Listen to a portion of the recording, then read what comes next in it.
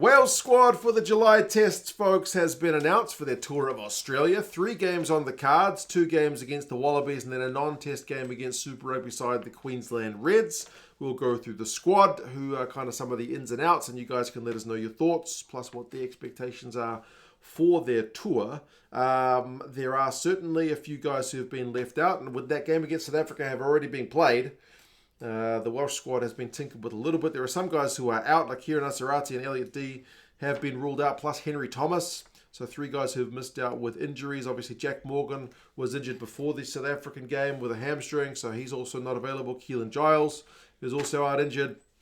And then you had some drama. It seems like there's no storyline in Welsh rugby these days without a little bit of drama. The drama with Sam Parry leaving the squad, feeling a bit disrespected by Warren Gatland. So, yes, the squad is what remains of those guys who are not injured or having withdrawn, and a few new caps also to be seen. Hookers, there's 3 of them: Evan Daniel, Dewey Lake, and Evan Lloyd. So 2 very inexperienced guys in the 2 Cardiff boys, Evan Lloyd and Evan Daniel. Daniel's uncapped. Dewey Lake is the kind of experienced guy at 25 years old, 13 caps. One of the very few kind of Ospreys guys in the side. I would have thought with the Ospreys being kind of the standard bearer for Welsh rugby in the URC this year that they might have been rewarded with a few more guys in, but seemingly not to be. But you would think Lake is certainly going to be starting the 2 tests. And both the Cardiff boys are very young. I thought it was Belcher who was getting more of the starts for Cardiff this year in the URC, but 2 caps and no caps, 22 and 21. Potential, I guess, is more what Gats is looking at. A similar story with the props: Domachowski, Matthias, Thomas, Griffin, Lewis, and O'Connor. Most of these guys are in their 20s, barring Gareth Thomas, who's 30. None of these guys, barring Dylan Lewis, have kind of hit 50 caps. Like Archie Griffin, 1 cap, Kelsey Matthias, 3 caps, Harry O'Connor, 2 caps. And some of them for their clubs have only been bench players, like Archie Griffin at Bath and Dylan Lewis this season at Quins, largely kind of bench guys, but we'll see how they go up against the Aussie pack, which is also missing a number of props injured. So that's at least maybe a little bit more of a level playing field. Locks, you got Ben Carter, Corey Hill, Daffy Jenkins, and Matthew Screech. I know Corey Hill's selection was one that was a little bit of a controversial one, but he's certainly the most experienced of the 4 guys. And I know there's a lot of expectations placed on young Ben Carter with his 12 caps and still only 23 years old. And then, Jenkins was kind of chucked in the deep end with the Six Nations campaign, wasn't he? You felt for him having to give all those post-match interviews, but he's a good player, and at 21 still bags of potential as well. And then Lucy's, which is one area that Wales always seems to have a bit of depth: James Botham, Mackenzie Martin, Tane Plumtree, Tommy Reffel, Chris Tunza, and Aaron Wainwright. So, the makeup of the Welsh back row will be an interesting one, because Reffel was playing the house down the last time. Like, he was one of the few bright sides of the Welsh Six Nations campaign, so you would think he's got a lock on the number 7 jersey. Gats seems to really love playing Tane Plumtree. I'm still not that sold on him personally. Like, he used to play for my Super Rugby club, the Blues, and I've mentioned it to a few people. Kind of struggled for a bit of game time. The Blues have got a pretty good back row, so it wasn't maybe that surprising, but his elevation to be straight into the Welsh setup has been a little bit surprising.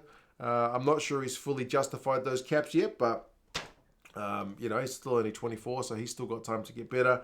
Mackenzie Martin, is he the number 8? Aaron Wainwright, maybe he's the incumbent number 8. James Botham is also, he was kind of a late call up to the initial squad against South Africa, but you guys have certainly got a few guys in the back row. And then Chiunza, if you kind of want to have that lock loose forward guy on the blind side, certainly gives another line-out option as well. So average age of the forwards is only 25, so it is certainly on the younger side. Like, I think the All Blacks were like 27, the Box are like 29.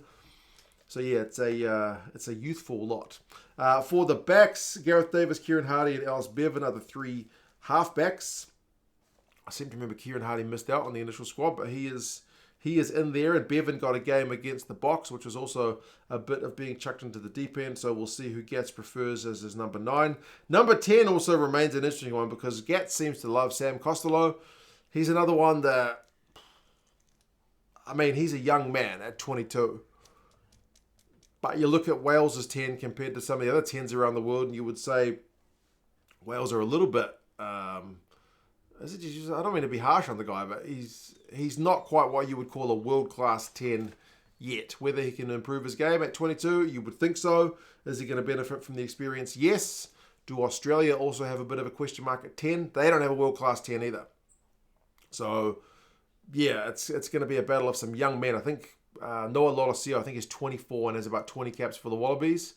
He's one of those guys that people have always questioned, is he good enough for international rugby as well? So that's going to be a fascinating little battle in itself. And then I guess you got Ben Thomas as well, who can play a bit of 10, but he also plays 12 and 15. So if Sam Costello doesn't work out, maybe they chuck Ben Thomas in there. But yeah, I see Johan Lloyd's not made the squad. I didn't say if he was injured or not. And I know Sheedy's been out for a wee while with an injury. So Reece Patchell's been playing rugby down here in New Zealand. He got injured. So yeah, just Welsh 10s and injuries at the moment, I guess. Hey, Mason Grady, Eddie James, Ben Thomas, Nick Tompkins, Watkin, you kind of midfielders.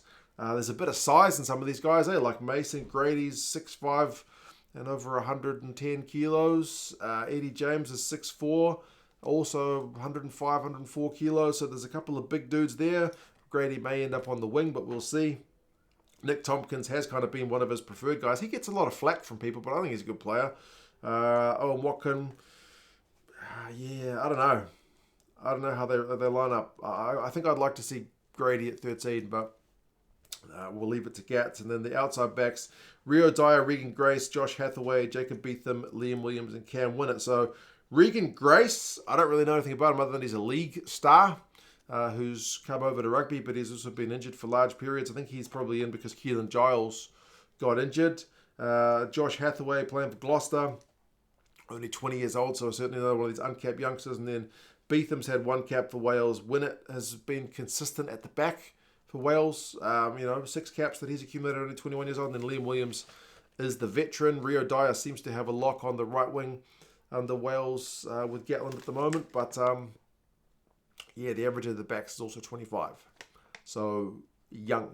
How many 30-year-olds have they got in the back line? They've got Liam Williams and Gareth Davis. Everybody else is in their 20s. So it is a young side. I'm a little bit surprised to see Morgan Morris not picked.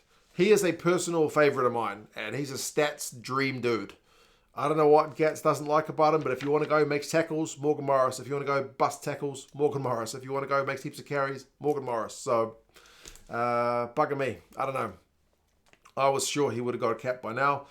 James Ratty, I think, played against South Africa, but he's not made his way on. I didn't see him on the injured list. But yeah, a little bit of drama with the Sam Perry situation.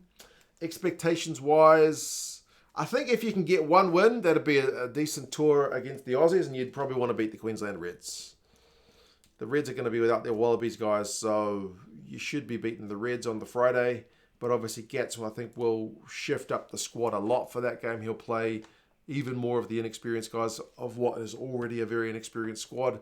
But yeah, one win of the two against the Wallabies, I think you'd be pretty chuffed with.